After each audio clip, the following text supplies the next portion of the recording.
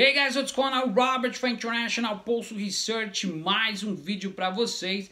A partir de agora a gente começa o nosso boletim informativo. Não se esqueça de se inscrever no canal, deixe seu depoimento, enfim, participe, crítica, elogio, da melhor forma possível. A gente que está trazendo aqui informações em pauta. A gente vai falar um pouco de tudo aí, de tudo um pouco para você que está aí. Falar sobre estratégia geopolítica, economia, mercado financeiro, enfim, não só daqui da América, mas da Europa, Ásia, principalmente do Brasil, estratégia geopolítica, enfim, mercado financeiro, Wall Street, para você que está acompanhando a gente aí. Então, bom, hoje lá no Nordeste, em 5 regiões, em Fortaleza, Recife, Natal e Maceió, ficaram sem luz, tiveram um apagão, então a gente vê aí a incógnita. E nota, o operador nacional do sistema elétrico ONS, que atribui a queda perturbação ocorrida do sistema interligado nacional SIM, que desligou uma carga de 18 mil megawatts, majoritariamente nas regiões do Norte e Nordeste. Então a carga derrubada correspondia a nada mais nada menos que 22% da carga total do SIM naquele momento. Então, segundo o órgão de perturbação, ocorreu entre as 3h45 da tarde em consequência da perda da carga, ou seja, a gente vê aí que o corte automático desfavoreceu esses 4 estados, Fortaleza, Recife, Natal e Maceió, ficaram sem luz também porque teve esse apagão. Então é uma propaganda, presta atenção, para que o Michel Temer possa diluir literalmente a Eletrobras. Há uma falácia e um factoide para que realmente a Eletrobras seja privatizada. Já tem pessoas de olho, como Paulo Lema, que faz parte aí da cúpula, um dos maiores brasileiros mais ricos aí no Brasil, cuida dos Burger Kings, da cervejaria, é dono da Aberge, lá que a gente não vai entrar em detalhe, mas está de olho na Eletrobras. Então assim, eles estão aprendendo aqui com o Trump, da pior forma possível. Então a gente vê aí que a falha da linha de Belo Monte provocou apagão em 14 estados do Nordeste e no Nordeste do Brasil. Eu citei esses 4 aí que são os maiores. Então a gente também vê aí sobre Carmen Lúcia, a gente já fez outro vídeo falando sobre a pauta do julgamento do habeas corpus do Lula amanhã, então eles vão se reunir para poder fazer a pauta de segunda instância. Já expliquei para você. O Banco Central também reduziu a taxa Selic para 6,5 e deixa aberta a possibilidade de nova redução para maio. Nós estamos aí mediados a abril, hoje dia 21 de março. Então a gente vê a vagareza, ou seja, o próximo presidente não vai comandar o Brasil se não tiver políticas compensatórias. Literalmente é o Banco Central que está conduzindo o Brasil agora. Então, de lá para cá, desde a época de Fernando Henrique Cardoso, a gente viu poucos que fizeram o que deveria ser feito. Então, não adianta você colocar a inflação abaixo. A gente sabe que está tendo deflation, está tendo a inflação está no sentido ao contrário, efeito dominó, mas as pessoas não têm poder de compra, porque a gente passa mais de 34 milhões de pessoas que estão trabalhando na informalidade, mais de 15 milhões de desempregados, 10 na informalidade, os 8 milhões que desistiram. Então, o Banco Central tenta reduzir a taxa Selic para 6,5, aliás, reduziu, e há uma possibilidade de redução para maio, para realmente favorecer o câmbio e o mercado financeiro, que faz parte das 15 mil famílias que vivem às custas do rentismo. Precisa ser feito uma política tributária no Brasil? Precisa. De que forma? Cortando despesa e gasto. A gente vai estar explicando mais para vocês aí também.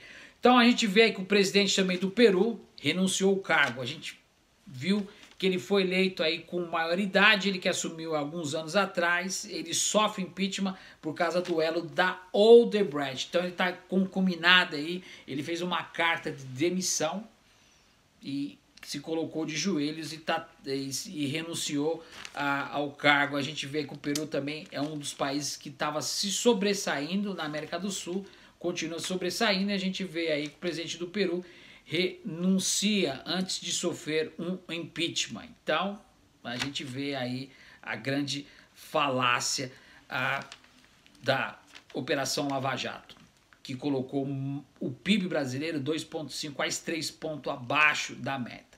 Bom, TRF4 marca para o julgamento o recurso de Lula para a próxima segunda-feira, dia 26. Então o TRF4 vai pegar os últimos embargos, como expliquei no outro vídeo, e vai colocar aí os 3 patetas do TRF4 de Porto Alegre, que é amiguinho do Sérgio Moro, que presta conta às grandes incorporações aqui.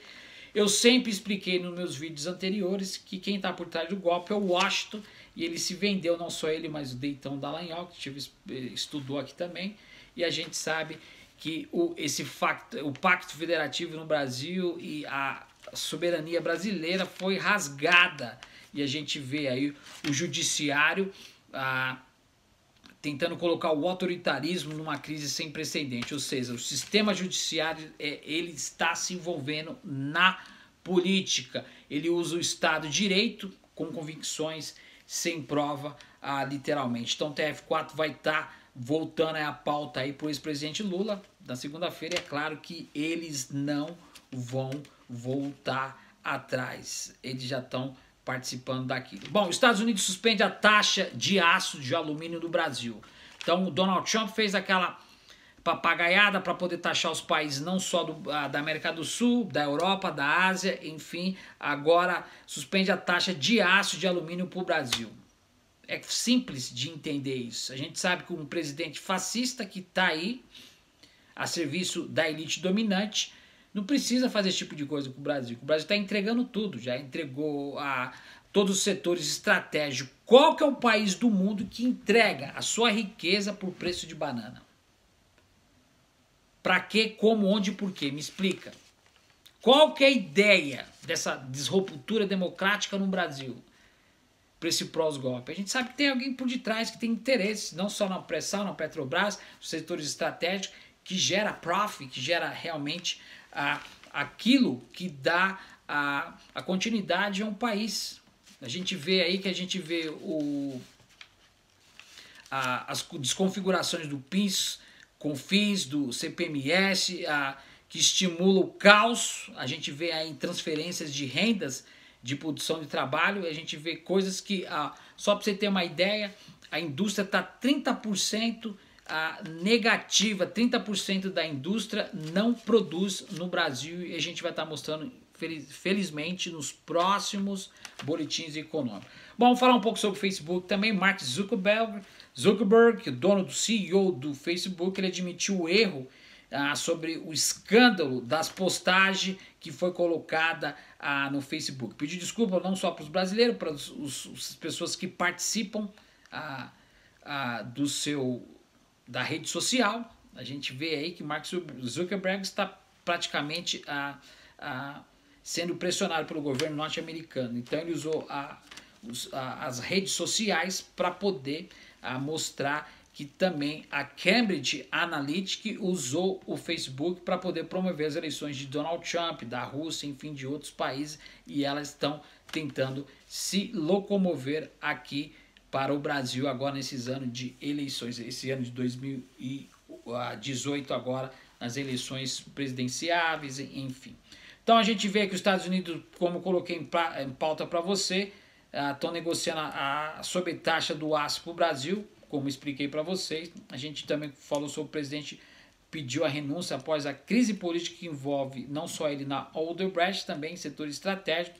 E a gente vê o que está acontecendo, o mais apto para poder Carmen Lúcia concedeu o habeas corpus do ex-presidente Lula. E a gente também falou um pouco sobre a taxa cupom da Selic, que o Banco Central tentou colocar em pauta para poder colocar a economia de novo. Será que sim ou será que não? Será que vai funcionar ou será que não vai funcionar? A gente sabe que desde a década de 80 o PIB brasileiro cresceu 2%. Então, se a gente for fazer um cálculo aí, desde a época de 1980, o PIB brasileiro só cresceu 2%. A gente vê aí que o agronegócio que está segurando o Brasil, e você sabe muito bem aí. Então a gente vê que o setor rural, a construção está estagnado, a gente vê que o comércio caiu 5%, que a agricultura doméstica está segurando juntamente com o agronegócio Brasil, e a gente vê aí que mais de 35 milhões de brasileiros estão trabalhando na informalidade. Não tem pauta para fazer reforma da Previdência, que também é uma falácia, e a gente sabe muito bem que o Brasil está passando por essa crise sem precedente.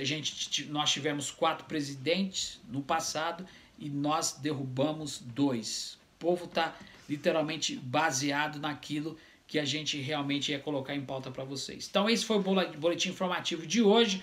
Amanhã a gente traz mais informações para você que está acompanhando a International Postal Research.